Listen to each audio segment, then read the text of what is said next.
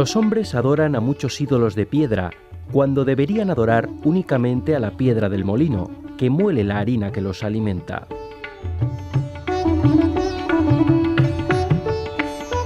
El santo Kabir, poeta y reformador del siglo XV, a quien se considera el precursor del sikhismo, es quizá el representante más destacado de la India medieval y del misticismo indio, así como uno de los principales forjadores de la convivencia entre hindúes y musulmanes. Escribió miles de poemas y canciones. Para hablar de Kabir, hoy contamos con la presencia de Enrique Cayut Jardiel, doctor en Filología Hispánica, profesor de Hindi y autor, entre otros, de los siguientes libros: La India en la literatura española, Diccionario de Hinduismo, Antología de la literatura clásica india, Cuentos de amor de la antigua India, Shiva, el dios de los 1000 nombres, Vishnu, el dios protector, y una magnífica edición de poemas de Kabir, Mística de la India medieval. Buenos días, Enrique. Buenos días. ¿Quién fue Kabir? ¿Qué sabemos realmente de su vida? ¿Es uno de los grandes maestros de la India?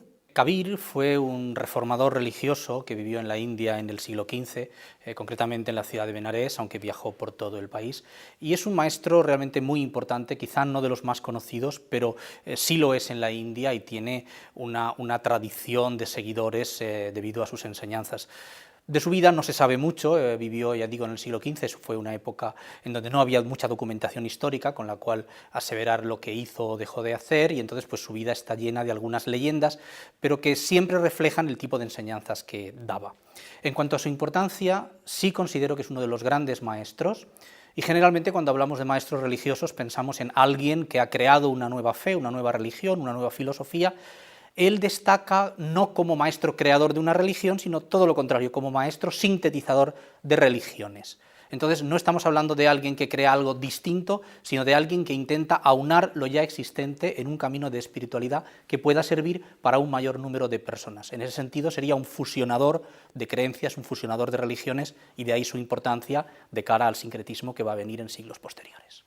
La vida de Kabir está entretejida de contradictorias leyendas, algunas procedentes de fuentes hindúes, otras de fuentes mahometanas, y así como unos le otorgan la categoría de sufí, de maestro sufí, y otros de maestro de santo brahmin.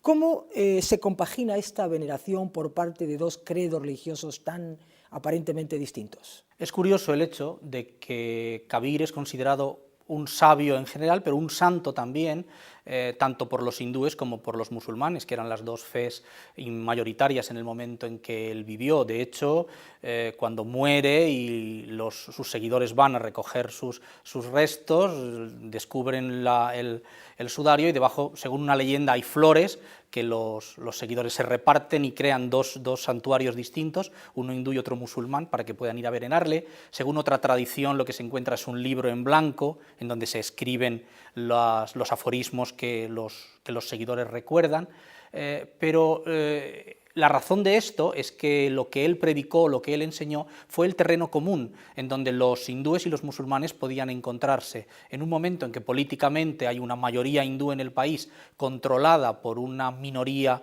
gobernante musulmana que viene del exterior, lo cual implica una fricción religiosa y también una fricción política, él intenta encontrar en las dos religiones cuáles son los puntos de convergencia, elimina los extremismos de ambas y encuentra, pues ya digo, unos puntos en donde los fieles y los creyentes pues pueden estar de acuerdo con los otros, y su actitud durante toda su vida es precisamente fomentar estos puntos de entendimiento. Ataca así la ortodoxia de ambas partes, y las leyendas que se narran de su vida o las anécdotas que de él se refieren tienden siempre a mostrar este tipo de actitudes. Si Benares era la ciudad donde tradicionalmente se creía que si morías en ella ibas al cielo, pues él va a un pueblo de al lado a morir, donde se dice que tradicionalmente si mueres allí va al infierno, para demostrar a toda la gente que él no creía en esas supersticiones.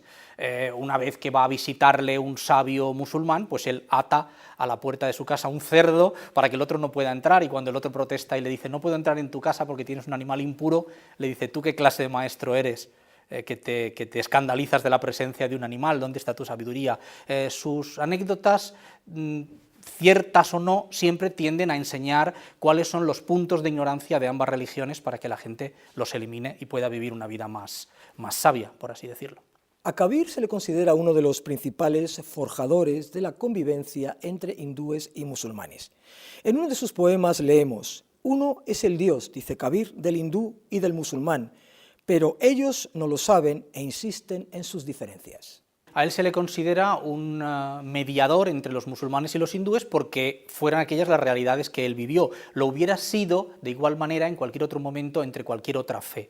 Él, por su formación, no era ni de aquí ni de allá, según la tradición, era el hijo abandonado de una brahmin, quiero decir de una hindú, fue criado por tejedores musulmanes y luego aprendió con maestros hindúes y con maestros incluso cristianos, nestorianos del sur de la India. Y entonces, pues esto es lo que le da esta grandeza, ¿no? El haber tenido una formación religiosa muy variada que le permite realmente entender la espiritualidad como algo que no tiene que estar necesariamente adscrito a una fe concreta. Aparte de su defensa del sincretismo, ¿qué otros postulados de importancia incluye la visión del mundo de este gran pensador? Podríamos decir que la base estructural de su visión del mundo pues tiene más quizá elementos del hinduismo que de otras fes. Él es panteísta, cree que Dios es todo lo que hay y que la actitud del hombre tiene que ser un acercamiento a ese Dios, es una postura en este sentido mística. Él cree en el karma, o sea, en la ley de causa y efecto, cree en la reencarnación y en ninguna otra de las cosas que creen los hindúes. Él está completamente en contra del sistema de castas, está en contra del concepto de la idolatría, del culto a las imágenes, está en contra del ritual, está en contra de los ritos de los sacerdotes y critica todos estos elementos. Tiene una visión de que el acercamiento a Dios no debe ser directo, sino que tiene que ser a través de la naturaleza, a través de las criaturas, con lo cual le da una visión, por supuesto, pacifista y de amor universal a todos los hombres y a los animales. Tiene una actitud, obviamente, de hermandad universal, lo que le lleva a un internacionalismo. Incluye un concepto de que la espiritualidad está íntimamente asociada al arte, luego cualquier forma de arte, la poesía, la música, la danza, cualquier forma de arte, es también una forma de espiritualidad y esto es un poco lo que él enseña. Evidentemente cree en una divinidad sin atributos, a semejanza de los musulmanes, y está, ya digo, en contra de toda ortodoxia y de toda organización sistemática de la práctica de la religión. ¿Qué se puede decir de los seguidores de este maestro?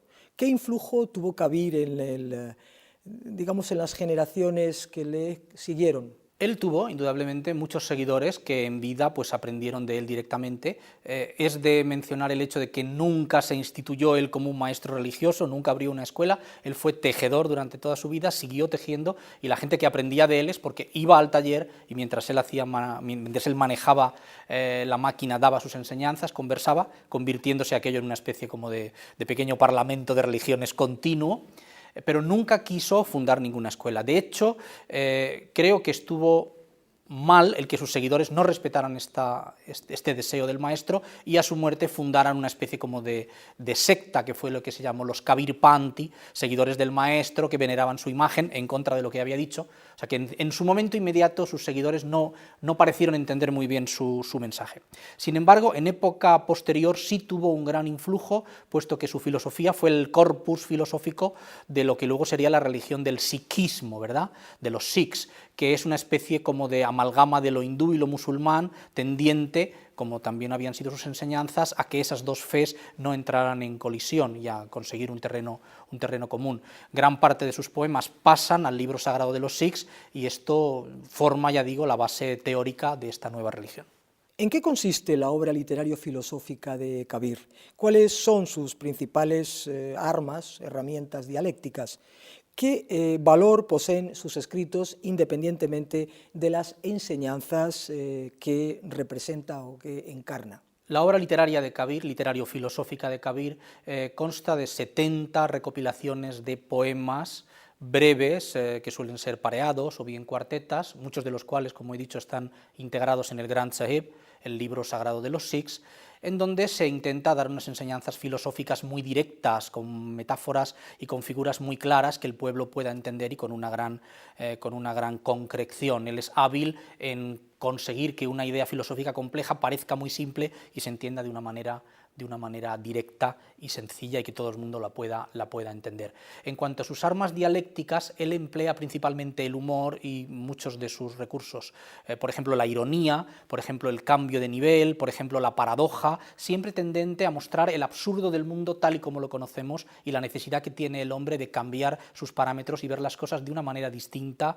reestructurar sus prioridades y ver cuáles son las cosas que espiritualmente pueden ayudar al hombre y cuáles son las actividades cotidianas que son totalmente innanes y superfluas. ¿Con qué filósofos occidentales podría parangonarse a Kabir? Sería difícil establecer una comparación muy exacta, puesto que no es un señor que escriba un tratado sobre su sistema de pensamiento, pero sí pueden mencionarse algunos detalles. Él tiene en su actitud filosófica el método socrático, ¿no?, como uno de los principales instrumentos de enseñanza. Se podría comparar muchos puntos de filosofía con el pensamiento de los estoicos. Es una cosa como muy clara. En cuanto a la teoría, pues podemos encontrar semejanzas con Spinoza. En cuanto a su actitud hacia las religiones, pues tiene un anticlericalismo que podríamos encontrarlo también en Voltaire, por ejemplo, o en filósofos más modernos, su modelo de vida pues podría también parangonarse con el concepto de la buena vida de Bertrand Russell, ¿no?, la buena vida que es buena para ti y para los demás, que está basada en la virtud, en el amor y en el conocimiento.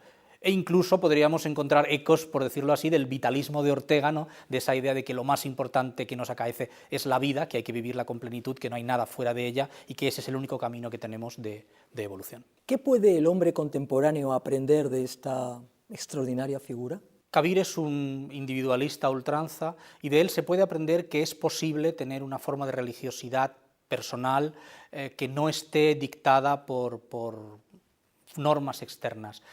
Se puede vivir, se puede ser religioso, se puede evolucionar sin necesidad de respetar lo que otros o una institución externa te pueda mandar. Él hace un canto a la heterodoxia, a la libertad de pensamiento, a la espiritualidad propia, y es optimista en la posibilidad de que los hombres, aunque hayan vivido, digamos, obcecados por creencias no siempre correctas de distintas religiones, puedan encontrar un camino único o una forma personal de liberarse de ese oscurantismo y evolucionar. Se puede sacar lo mejor de cada religión, se puede conseguir un sincretismo útil y se puede evolucionar a mejor. No necesariamente las religiones tienen que ser malas, como se puede decir, sino que sí pueden, bien asimiladas, llevarte hacia lo más elevado. Hasta aquí el programa de hoy. Muchas gracias, Enrique, por habernos acercado a esa gran figura llamada Kabir.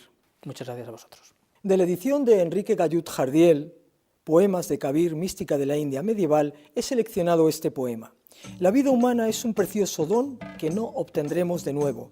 Es como una fruta madura caída que nunca volverá al árbol.